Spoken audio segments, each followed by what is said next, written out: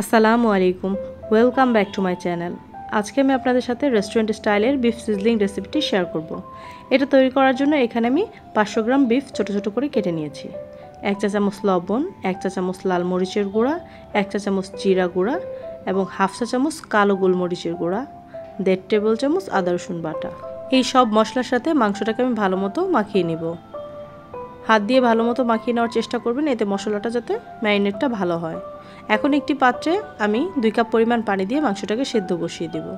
আপনারা যদি মাংস বেশি নেন তাহলে পানি আর একটু বেশি দিয়ে নেবেন, তবে মাংসটা যাতে ভেতর থেকে পুরোপুরি সেদ্ধ হয়ে যায়।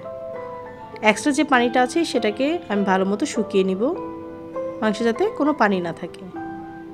এখন একটি পাত্রে আমি 2 টেবিল চামচ সয়াবিন তেল দিয়ে দিলাম।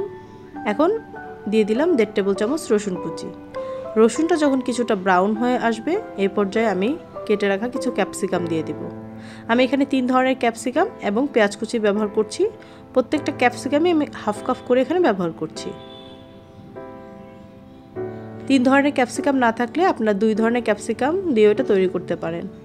পেঁয়াজটাকে বড় বড় টুকরো করে নিয়েছি। দিয়ে দিলাম হাফ চা চামচ কালো গোলমরিচের গুঁড়া এবং হাফ চা চামচ চিলি ফ্লেক্স। ক্যাপসিকাম যখন সামান্য ভাজা হয়ে আসবে এ পর্যায়ে আমি সেদ্ধ করে রাখা বিফগুলো দিয়ে দেব। আবারও এটার সাথে ভালো মতো আমি কিছুক্ষণ মাখিয়ে নিব।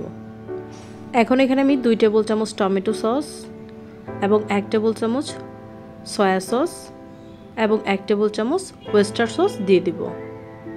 অবশ্যই এখানে ওয়েস্টার সসটা ব্যবহার করার চেষ্টা করবেন, এতে বিফ সিজলিংয়ের স্বাদটা অটুট থাকবে। এটাকে কোনোভাবেই স্কিপ করা যাবে না। সস দেওয়ার পর দিয়ে দিব এখানে হাফ চা চামচ চিনি। চিনিটাকেও আবার আমি ভালো মতো এখানে মাংসের সাথে মিশিয়ে নিব।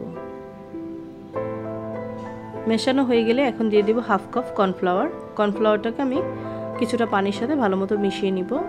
কর্নফ্লাওয়ারটা দেওয়ার কারণে মাংসের যে একটা গ্রেভি ভাব সেটা চলে আসবে। এখন এটাকে আমি মাংসের সাথে ভালো মতো মিশিয়ে নিব।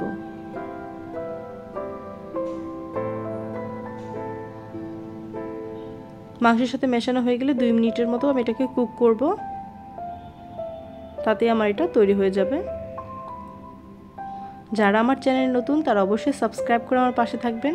ভিডিওটি যদি আপনাদের ভালো লাগে তবে লাইক, শেয়ার এবং কমেন্ট করবেন।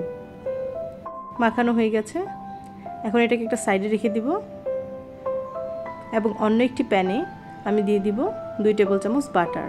বাটারটা মেল্ট হয়ে আসলে তৈরি করে রাখা বিফ সিজলিংগুলো আমি দিয়ে দিব। এখন আমি 2 মিনিটের মতো একটু হালকা ফ্রাই করে নিব, তাহলেই তৈরি হয়ে যাবে আমাদের রেস্টুরেন্ট স্টাইলের বিফ সিজলিং। এখন একটি বাটিতে এগুলো আমি সার্ভ করে দিব। দেখতেই পাচ্ছেন কতটা টেস্টি হয়েছে, ভেতরটা একদম জুসি হয়েছে। বাসায় আপনি এটা তৈরি করে নিতে পারেন। আজকে এই পর্যন্তই, আল্লাহ হাফেজ।